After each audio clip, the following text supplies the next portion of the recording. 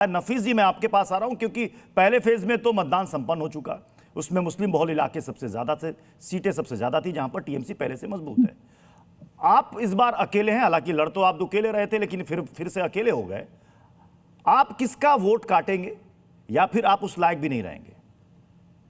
Sir देखिए, आज का डिबेट बंगाल के मुसलमानों के लिए बहुत कुछ सीखने वाला हो। हाँ। पिछले 10 से 15 सालों से ये टीएमसी और कांग्रेस वाले इमाम को बी टीम कहते थे और आज इसी डिबेट में और इसी बंगाल इलेक्शन में एक दूसरे को बी टीम बोल रहे हैं। ये अच्छी खबर है। तृणमूल कांग्रेस इंडिया अलायंस का हिस्सा है पार्लियामेंट में, लेकिन बंगाल की जमीन में कांग्रेस का पार्टी बीजेपी की इंडिया अलायंस का हिस्सा है। सर मुझे बोलने दीजिए, रुकिए। और तीसरी बात, कांग्रेस यहाँ पर तमाम सीटों पर चुनाव लड़ रही है। एमआईएम सिर्फ 8 सीटों पर लड़ रही है। 8 सीटों पर चुनाव लड़ने से टीएमसी के पेट में दर्द है, लेकिन तमाम सीटों पर कांग्रेस से चुनाव लड़ने से यहाँ टीएमसी प्रवक्ता क्या कर रहे हैं? कांग्रेस को छोड़िए। जो कांग्रेस 70 सालों से बीजेपी को हराने का ठेका मुसलमानों को देकर रखती है, आज वही कांग्रेस पश्चिम बंगाल में अगर बीजेपी को रोकना चाहती थी तो तमाम सीटों पर चुनाव क्यों लड़ रही है? अब मुसलमानों क्या जवाब देंगे? क्या आपको समझ है? और सर बीजेपी खुद बंगाल में टीएमसी की मदद करिए, मैं खुद प्रूफ दूंगा आपको। पूरे बंगाल में एंटी इनकम्बेंसी इतना ज्यादा है कि लोग इस बार वोट देने को तैयार ही नहीं थे।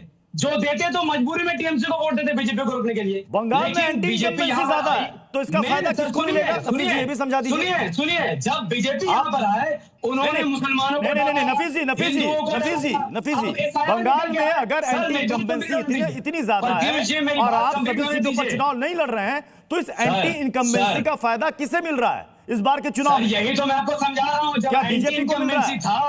हम कुछ बीजेपी को मिल रहा है? नफीस जी, तो यहाँ के मैं टू द पॉइंट सवाल पूछ रहा हूँ। एंटी इनकम्बेंसी का फायदा किसे मिल रहा है? बीजेपी को मिल रहा है, कांग्रेस को मिल रहा है, किसे मिल रहा है? आप सीट में नहीं है क्योंकि आप सरकार बना नहीं सकते, आप 30 सीटों में नहीं लड़ रहे। एंटी इनकम्बेंसी पूरे बंगाल में था।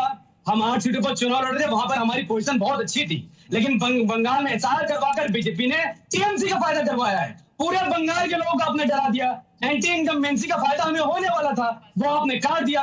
फिर मुद्दों पर बात करने की जगह आप कह रहे हैं कि बंगाल को काबा नहीं बनने देंगे, बंगाल में उल्टा। तो एंटी इनकम्बेंसी का फायदा किसे मिल रहा है ये तो बता दीजिए। रेस में कौन है? मैं सिर्फ संजय शर्मा जी। सर वो पब्लिक डिसाइड करती, एंटी इनकम्बेंसी पर आपने बीजेपी ने ये सरकार बनाने की स्थिति में नहीं है क्योंकि उतनी सीटों पर चुनाव नहीं लड़ रहे हैं। अगर ये कह रहे हैं एंटी इनकम्बेंसी है तो इस वक्त रेस में कौन पार्टियां हैं? बीजेपी, टीएमसी और कांग्रेस भी सभी सीटों पर लड़ रही है। कौन बनाएगा सरकार भाई? एंटी इनकम्बेंसी का फायदा किसे मिल रहा है?